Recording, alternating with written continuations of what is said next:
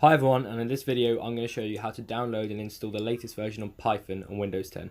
So first go to your browser and just search for Python and then press enter into Google. And I'll just wait for it to load because of my incredibly slow internet. Okay, now go on the first link, python.org, just below the advert.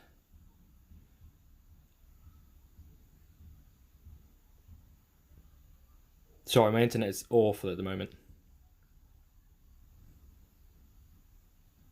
Okay, now go to the Downloads tab in the menu and click on All Releases.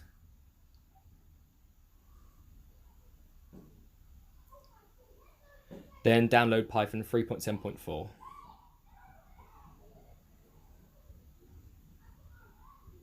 Okay, now while you're on the page, then just scroll down and choose the 64-bit executable installer, or whichever file is best for your computer. Okay, then just install that and open it up. Then just click install, don't worry about the custom installation, and it will begin to set itself up.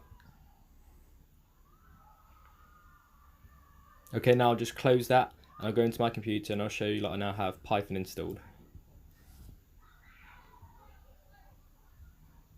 Okay, yep, that's it. Thank you very much for watching, and I will see you next video.